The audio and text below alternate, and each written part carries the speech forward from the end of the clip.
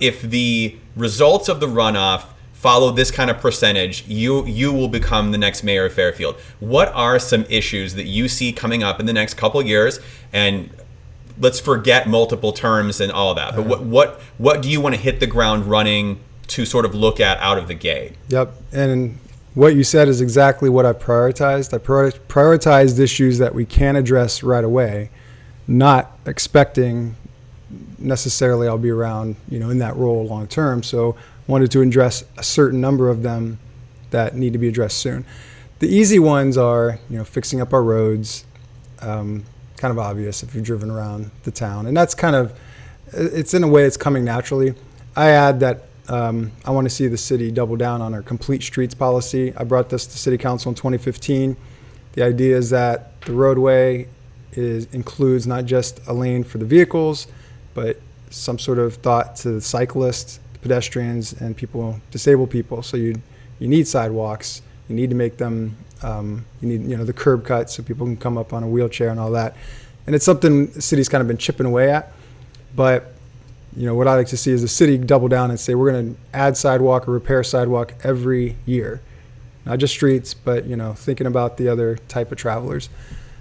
And then another one that is obvious is our housing. It's not just Fairfield. A lot of small towns in Iowa and the Midwest have aging housing. And part of that are market fluctuations in terms of real estate that just make it so that out-of-town investors aren't looking, or developers aren't looking to build in a small town like Fairfield. They can build in Des Moines, they can build in Iowa City, guaranteed profit. It's a little bit more speculative in a small town. So we need to work to find people who will develop. And if there's some sort of public-private partnership where the city has some say in it, like donating the lot or whatever it takes to get some of those housing, because what we need are quality, affordable housing.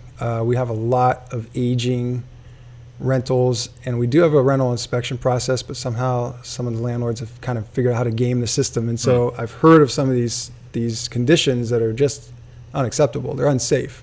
Almost third world in some of these rentals. So those are the easy ones that are, again, anybody could talk about that because it's obvious.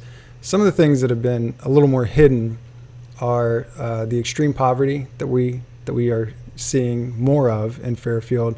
And what comes with that are issues like food insecurity. And food insecurity just simply means that a person doesn't know necessarily they'll have food to eat in the near future. So an example, right now it's more than half of the children in the school system in Fairfield are on free or reduced lunch. Now that says something because that program is or does require verification of income. There are other programs that do not, but that one does. So clearly that's showing that there are a lot of working class people who are not at the level where they're outside of poverty levels. So some of this is, some people talked about minimum wage. The city can't do anything. State law prohibits local governments from raising or lowering their own minimum wage standards. Johnson County tried it, passed the county supervisors in Johnson County passed something that said the minimum wage would be a higher rate. And Governor Branstad at the time made a law that says you can't do that. You have to go by the federal. Yeah. So there's certain things we can't help with, but there's a program the Methodist Church in our town organizes called carry-on bags. Very simple. They get food, things like peanut butter, granola bars, simple foods like that. They put them in plastic bags, and those are available for school children to take home over the weekend. And that's the food insecurity issue of some children dread weekends and they dread, say, Christmas vacation, which, you think that anybody would be looking forward to that. They dread it because they don't know they're going to eat during those times. And I can't tell you the reasons why a parent would not provide their children with food. I don't know if there's drug addiction, mental health issues, or what's going on. I can't speak to that. I really would like to because it doesn't make any sense to me as a parent. Right. But it's a real issue. It's an issue enough that we have that program, and there are hundreds of bags that are taken home every weekend. Hundreds in a town of 10,000. Our food pantry has seen about a 20% increase in the people who are coming to get food from them. So these are real issues. Yeah. I posted something on my Facebook page showing Maslow's hierarchy of needs.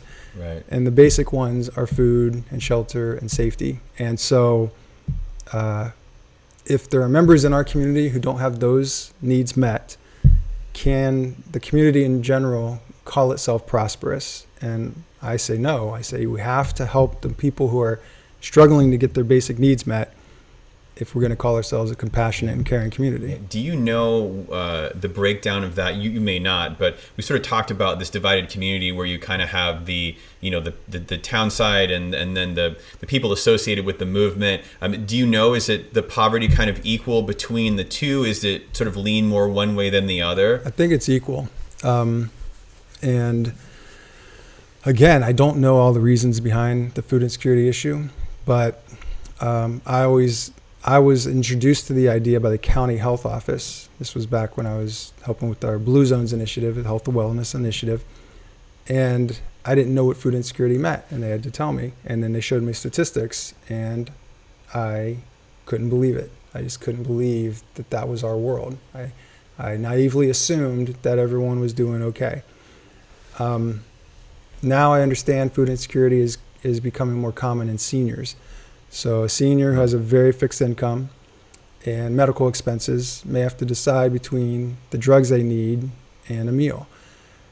And either way, it's morally, I can't let it go. Sure. I can't find any sort of way to do mental gymnastics and say, well, it's their fault. They should have worked harder. How can it be a child's fault in that situation? It's children are innocent. And so, yeah, it just hasn't sat well with me that these are not issues that have ever been discussed on a city strategic plan.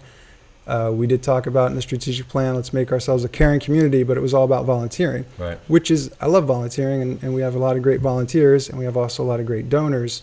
But can we match the people who want to help with these kind of needs that are, in my mind, the most important? Sure.